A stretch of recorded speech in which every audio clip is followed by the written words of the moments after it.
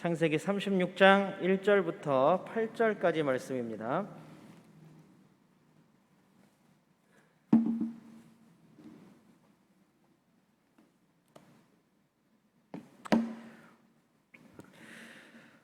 한 절씩 읽습니다. 제가 먼저 1절 읽겠습니다. 에서 곧 에돔의 족보는 이러하니라.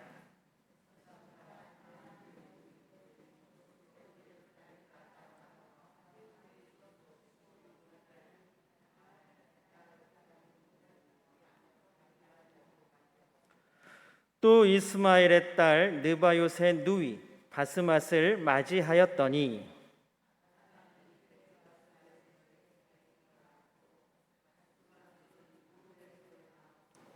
오홀리바마는 여우스와 얄람과 고라를 낳았으니 이들은 에서의 아들들이요 가나안 땅에서 그에게 태어난 자들이더라.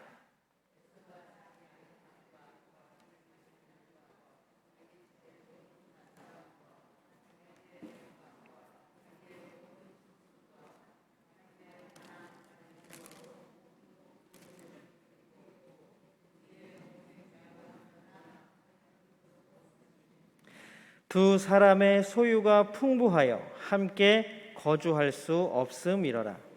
그들이 거주하는 땅이 그들의 가축으로 말미암아 그들을 용납할 수 없었더라.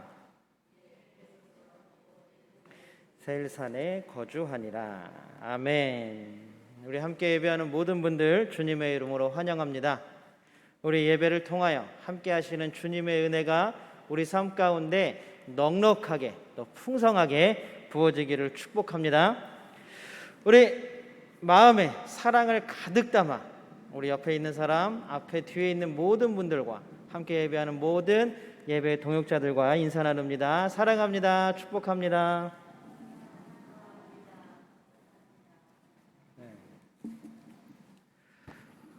우리 수요일 몇 명 안 되니까 멀리 있는 분들하고 인사 나눠도 돼요. 자, 우리 같이 하나님께 믿음의 고백 올려드릴까요? 우리 두 손을 하늘을 향해 번쩍 들고 함께 믿음의 고백 올려드립니다. 하나님 좋습니다. 감사합니다. 사랑합니다. 하나님이 하시면 무엇이든지 다 이루어집니다. 하나님 좋습니다. 감사합니다. 사랑합니다. 하나님이 하시면 무엇이든지 다 이루어집니다. 아멘. 하나님께 영광의 박수 올려드립니다. 네, 저희 집에 2달 전부터 새로운 식구가 하나 늘었어요. 네, 저희 작은 아들이 누가 학교 앞에다가 새끼 고양이들을 버리고 갔나 봐요. 그래서 덥석 한 마리를 들고 왔습니다. 저는 이 집에서 뭐 키우는 걸 굉장히 안 좋아하고 싶었는데 막 자기가 다 키울 것 같이 막 약속한다고 그래서 허락을 해줬는데 처음에 몇 번일 뿐이지 뭐 이제 거의 다 엄마의 일이 되어버리고 말았습니다. 그렇게 이제 우리 집에 와서 한 식구가 되어서 또 돌보잖아요. 돌보다 보니까 또 생명이고 또 왔다 갔다 하는 게 또 예쁘기도 하고 귀엽기도 하고 그래서 그냥 잘 키우고 있습니다. 그런데 문제는 어느 날 우리 이 고양이를 불쌍해서 데려온 작은 아이가 애정이 과해요. 애정 표현이 굉장히 과합니다. 고양이는 특별히 또 길고양이라서 사람이 이렇게 만지고 뭐 안고 이러는 걸 너무 싫어하더라고요. 그래서 또 안아준다 못한다 고양이하고 실랑이를 하다가 고양이한테 핥혔어요. 이제 화를 막 내는데 이제 엄마가 약을 발라주면서 이제 좀 잔소리를 했나 봐요. 고양이 길고양이라서 그렇게 자꾸 안아주고 애정 네가 사랑하는 건 알지만 사랑을 과하게 표현하면 찐이 고양이 이름이 찐이인데 찐이는 굉장히 싫어하고 그거를 폭력으로 받아들이는 거야 라고 얘기를 했더니 대뜸 이 녀석이 뭐라 그러냐 하면 엄마는 자기보다 고양이를 더 사랑한다. 그래서 삐졌어요. 아니 세상에 아무리 고양이가 예쁘고 귀엽고 열심히 잘 키운다 할지라도 자기 자식보다 더 사랑하고 예뻐할 부모가 어디 있겠습니까? 근데 우리 둘째가 또 질투가 많은 것 같습니다.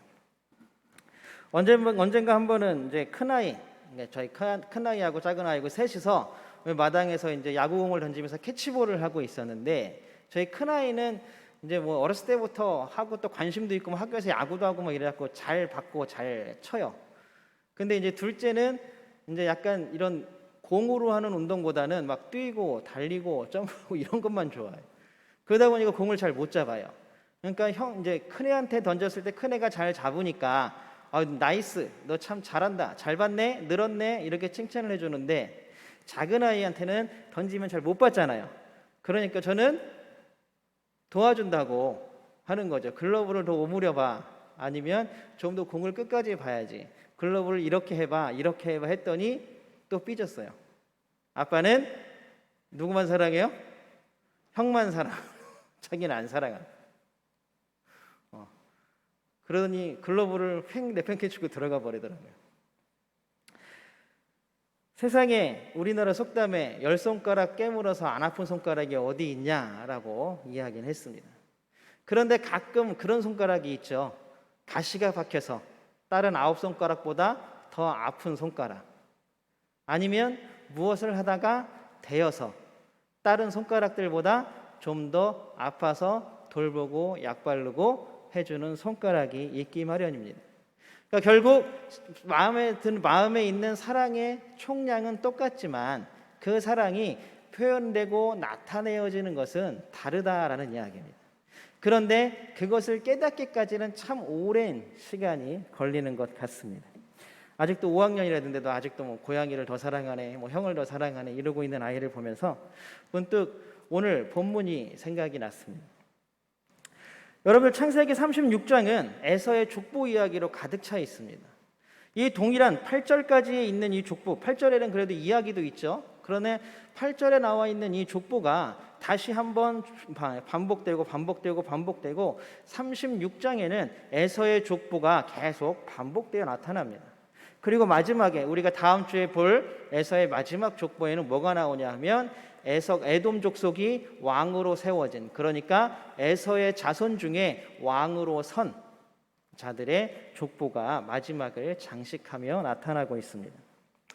우리에게는 약간 낯선 이야기들이죠. 에서의 이야기는 계속해서 우리가 읽은 성경의 주인공들은 누구였습니까? 처음 우리가 12장부터 보았던 아브라함, 그 다음에 아브라함을 헤브론에 장사하고 누구였습니까? 아들인 이삭. 그런데 이삭의 형이 있었어요. 누구예요? 이스마엘입니다.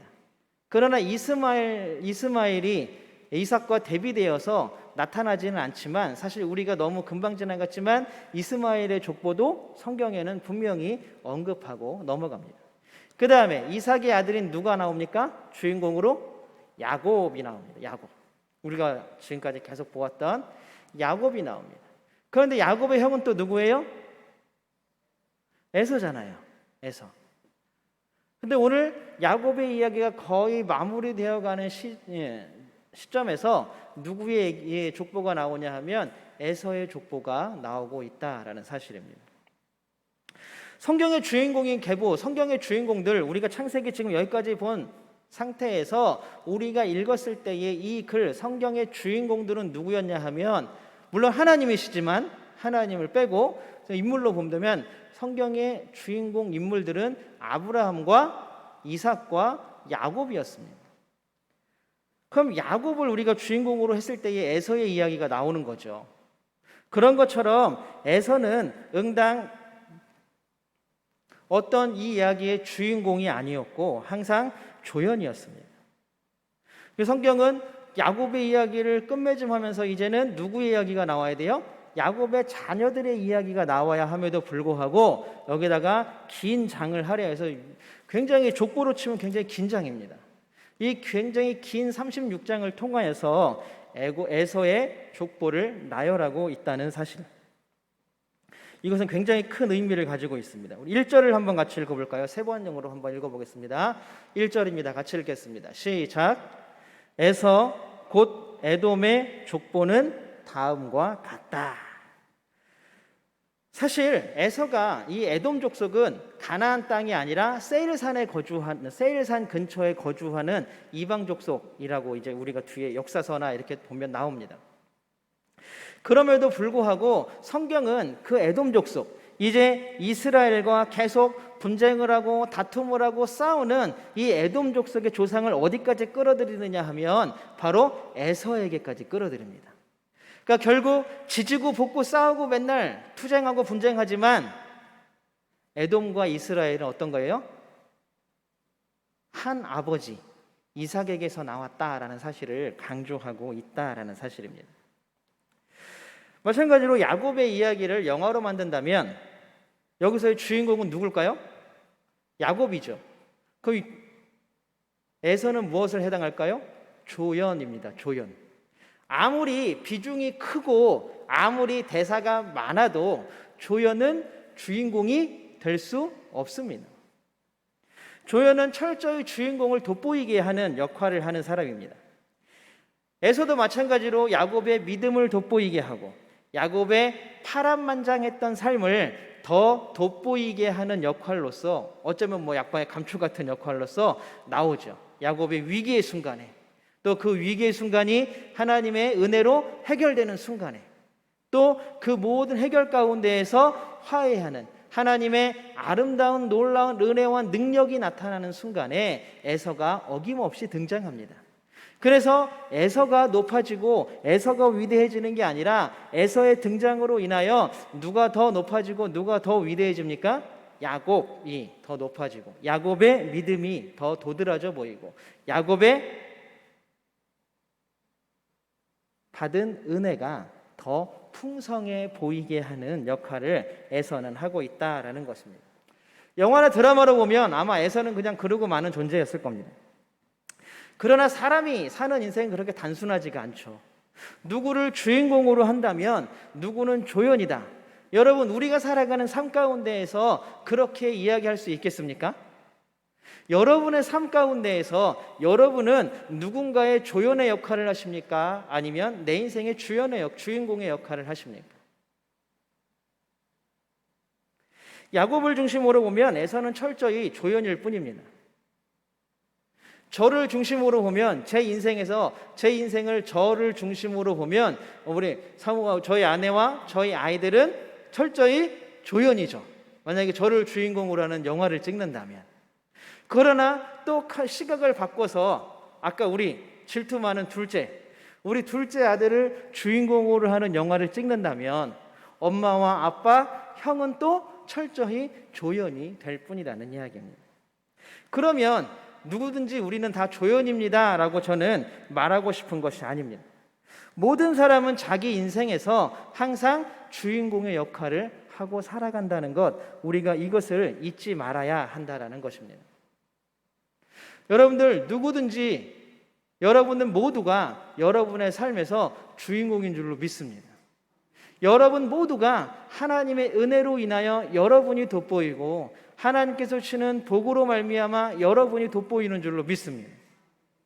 그러나 또 오늘 야곱과 에서의 이야기처럼 오늘 에서의 이 민족들을 쭉 보면서 좀 이따 나중에 얘기할 거지만 우리는 또한 누군가를 돋보이게 하고 누군가를 높여주기 위한 조연의 역할도 또한 충실히 해야 된다라는 사실입니다. 그러니까 우리는 주인공이면서 조연인, 우리의 삶 가운데서는 주인공이지만 내가 사랑하는 사람들과의 삶 가운데 관계에 있어서는 조연이 되는 그러한 삶을 살아야 한다라는 것입니다. 여러분, 우리가 그런 주인공이면서 조연인 삶을 살아가는 우리 모두가 되기를 주님의 이름으로 소망합니다. 오늘 성경은 에서에 대해서 뜻밖의 평가를 하고 있습니다. 우리 6절을 한번 세 번역으로 한번 읽어볼까요? 6절입니다. 같이 한번 읽겠습니다. 시작. 에서는 아내들과 아들들과 딸들과 자기 집의 모든 사람과 집 짐승과 또 다른 모든 짐승과 가나안 땅에서 얻은 모든 재산을 이끌고, 이게 여러분들 이 딱 6절을 읽으시면 놀라셔야 돼요. 하나님이 복을 주고 하나님이 민족을 이루고 하나님이 그 너의 창성케 되게 하고 모든 것들이 풍성케 되게 하는 은혜가 우리가 지난주에 보면 야곱에게 임했습니다. 그렇죠? 그런데 놀랍게도 오늘 6절에 보면 하나님께서는 에서도 풍성케 하시고 에서도 창대케 하신 사실을 분명히 발견할 수 있습니다. 하나님은 야곱만을 사랑하는 야곱만을 사랑하는 분이 아니라는 사실. 우리는 여기서 분명히 깨닫는 거죠. 우리 엄마 아빠는 형만 사랑하는, 우리 엄마는 고양이만 사랑하는 그런 엄마, 그런 아빠 엄마가 아니라는 사실입니다. 우리 하나님은 우리 옆집에 있는 사람만 사랑하는, 우리 하나님은 우리 그 장로님들만 사랑하는 그런 분이 아니시라는 것입니다. 하나님께서 부어주신 재산이 능력 얼마나 풍성하냐 하면 우리 7절의 상반절을 같이 한번 읽어보겠습니다. 7절 세 번역으로 같이 읽어볼게요. 시작. 두 사람은 재산이 너무 많아서 함께 살 수 없었다. 여러분 무슨 이야기가 혹시 생각나십니까? 아브라함과 롯의 이야기가 생각나지 않으세요? 하나님이 은혜와 복을 풍성히 부어주셔서 에서와 야곱이 가나안 땅에 함께 살 수가 없었대요. 그러니까 하나님이 은혜를 야곱에게만 부어주시고 하나님이 복을 야곱에게만 내려주신 것이 아니라 하나님은 그의 형인 에서에게도 민족을 이루게 하시고 재산을 주시고 복과 은혜를 풍성하게 채우셨다라는 사실입니다. 놀랍지 않으십니까? 이것이 바로 하나님께서 에서에게 허락하신 은혜이고 복입니다. 물론 야곱보다는 구체적으로 또 아주 멋진 모습으로 그 복과 은혜가 표현되지는 않았지만 그럼에도 불구하고 에서도 하나님이 주시는 은혜와 복 가운데 살았다라는 것입니다. 조연인 줄만 알았던 에서도 자신의 삶의 주인공이었습니다. 그리고 또한 에서는 야곱을 돋보이게 하는 조연이기도 했습니다. 야곱도 마찬가지입니다. 야곱도 자기 인생의 주인공이었고 에서 형의 삶을 돋보이게 하는, 형을 주인공으로 만들게 하는 조연의 역할을 충실히 해냈다라는 것입니다. 하나님께서는 에서에게도 생명을 주셨고 에서에게도 삶을 허락하셨습니다. 아브라함과 이삭과 야곱에게 약속하셨던 민족과 나라를 이루는 것, 물론 언약의 적통상속자는 아니었지만 그러함에도 불구하고 동일한 은혜로 말미암아 에서도 에돔이라는 한 족속과 한 나라를 이루었고 그 후손들 가운데 왕이 계속 태어났다라는 사실을 36절은 계속 이야기해주고 있다라는 것입니다. 결국 하나님은 에서도 사랑하셨다라는 것입니다. 에서와 야곱 이 둘 중에 내가 야곱을 택했으니 에서는 버리겠다. 하나님은 이러지 않으셨습니다. 하나님이 이삭을 택했으니 이스마엘을 버리겠다. 하나님은 이러지 않으셨습니다. 하나님은 아브라함이 언약의 상속자이니 롯은 버리겠다. 이러지 않으셨다라는 것입니다. 에서도 사랑하셨던 하나님은 분명히 지금 여기 앉아 하나님께 예배하는 우리도 사랑하시는 줄로 믿습니다. 아무런 힘도 능력도 선함도 없는 우리들입니다. 어쩌면 에서만큼의 그러한 은혜와 복도 우리 마음 가운데 채우지 못한 사람들일지도 모릅니다. 무엇 하나 딱히 내세울 것 없이 하나님 앞에 그렇게 그저 그런 삶을 어쩌면 우리는 살아간다고 스스로가 생각할 수 있습니다. 믿음의 삶의 주인공이기는커녕 어쩌면 믿음의 관점에서 봤을 때에 나는 믿음의 관점에서 보면 드라마에서 이렇게 길거리 지나다니는 엑스트라만도 못한 사람이야 라고 혹시 생각하시는 분들 있으십니까? 나는 믿음으로 보면 주인공은커녕 조연은커녕 엑스트라야. 누구도 눈여겨보지 않는 엑스트라. 그럼에도 불구하고 하나님은 그런 우리들에게 놀라운 은혜와 사랑을 베푸시는 줄로 믿습니다. 하나님은 에서의 것을 빼앗아다가 야곱에게 주지 않았습니다. 여러분들 누군가의 것을 빼앗아서 누군가에게 준다라는 이 생각은 사람들이 가지고 있는 생각이었습니다. 여러분 생각해 보십시오. 아버지인 이삭이 야곱에게 뭔가 축복을 다 해줬습니다. 속아서. 그리고 나서 에서가 아버지한테 가서 따지잖아요. 남은 게 없습니까? 남은 게 없습니까? 그랬더니 이삭이 뭐라 그럽니까? 내가 네 형에게 다 빌어줬어. 남은 게 없어 라고 말합니다. 결국 하나님의 하신 일들을 보십시오. 에서나 야곱이나 동일한 복과 은혜 가운데 살았습니다. 그런데 인간의 생각은 야, 에서의 것을 다 빼앗아서 너는 이제 그지가 되고 에서의 것을 다 빼앗아서 야곱에게 주는 거야. 이게 복이야 라고 계속 우리는 주입받고 그렇게 생각하고 살았습니다. 그런데 하나님은 절대 그러시지 않는다라는 사실입니다. 그것은 우리의 생각입니다. 아버지는 형만 사랑하고 엄마는 고양이만 사랑하고 이거는 그냥 우리의 생각일 뿐입니다. 아직 다 자라지 못한 아직 치기 어린 아이의 생각일 뿐입니다. 아직 하나님은 내가 아니라 왜 옆에 있는 사람만 사랑하십니까? 하나님은 기도하는 권사님들만 사랑하십니까? 하나님은 열심히 봉사하고 섬기는 장로님들만 사랑하십니까? 이거는 아직 치기 어린 믿음이 아직 다 자라지 못한 우리들의 생각일 뿐입니다. 하나님은 그 누구나 다 사랑하시는 분인 줄로 믿습니다. 이제 저희 둘째도 자랄수록 엄마 아빠가 자기도 사랑한다는 것을, 누구보다 너를 사랑한다는 사실을 깨닫게 될 것입니다. 그것이 놀라운 은혜겠지요. 우리도 믿음이 자라고 하나님 앞에 나와서 엎드리는 시간이 많아지면 많아질수록 우리와 함께 하시고 우리를 사랑하시는 하나님의 그 놀라운 사랑을 깨닫게 될 것입니다. 우리가 날마다 우리를 모두를 사랑하시는 하나님의 그 큰 사랑을 깨닫는 우리 모두가 되기를 주님의 이름으로 축복합니다.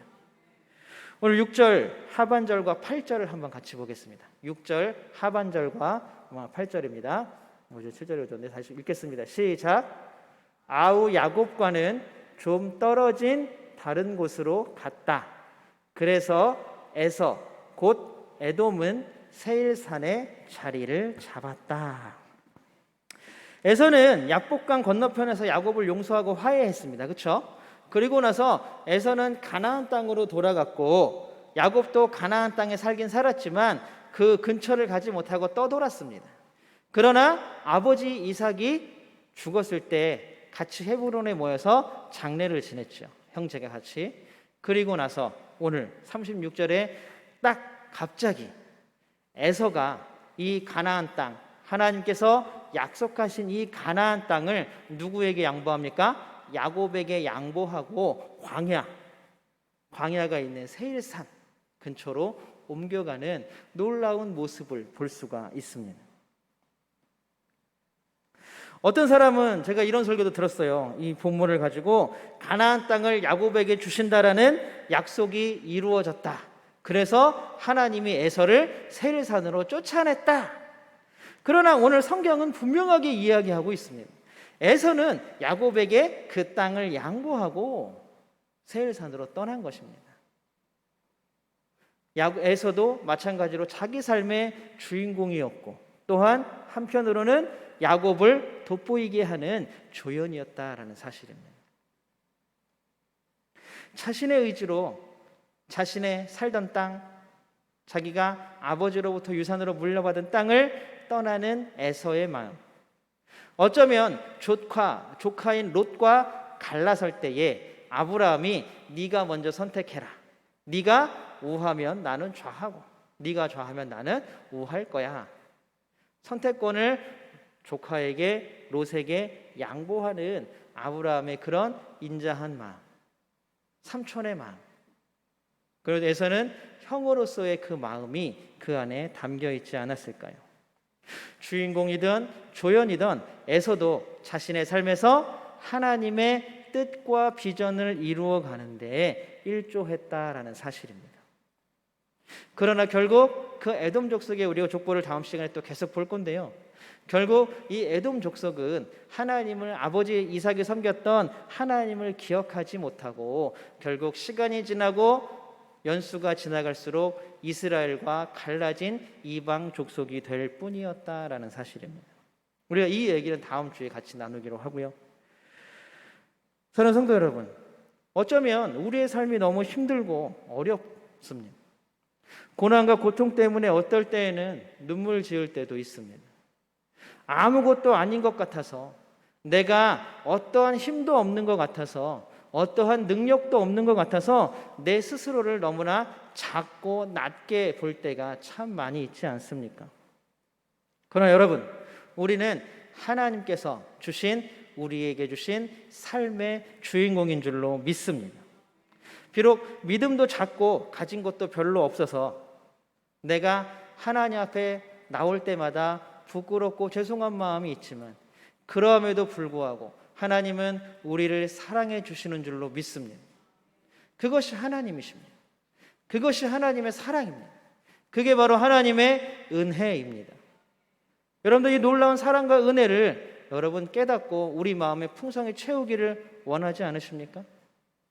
여러분, 우리 마음에 이미 하나님께서는 그 사랑과 은혜를 가득 채우신 줄로 믿습니다.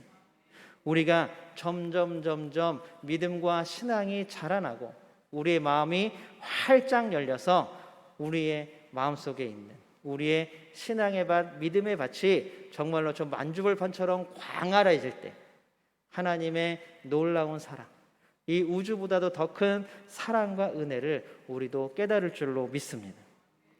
에서 어쩌면 하나님의 언약에서 비껴 서 있다고, 하나님의 언약의 바깥에 있는 아들이라고 멸시하거나 무시할 수도 있습니다. 그럼에도 불구하고 하나님께서는 그 에서에게도 복과 은혜를 내려주신 줄로 믿습니다. 어쩌면 몸이 아프고 힘들어서 하나님의 부르심에 잘 응답할 수 없고, 어쩌면 믿음이 너무 작아서 우리는 아무것도 아닌 것 같아서 드릴 것도 없고 내세울 것도 없고 나아갈 것도 없다고 작아요, 나는 작아요, 나는 아무것도 아닙니다 라고 가슴을 칠 때에도 하나님의 사랑은 우리를 선택하시고 우리에게 주신 모든 삶 가운데에서 주인공으로 살 수 있는 은혜를 부어주신다. 이 사실이 우리에게 큰 은혜가 되기를 주님의 이름으로 축복합니다. 또한 그 놀라운 은혜를 우리 마음 가운데 품고 내 옆 사람을 위해서 조연의 역할도 마다하지 않는 그런 사랑이 넘치는, 하나님 닮은 사랑이 날마다 풍성히 내 옆에 있는 사람들에게 흘러가는 그런 귀한 사랑의 그리스도인이 되시기를 주님의 이름으로 축복합니다. 함께 기도하겠습니다.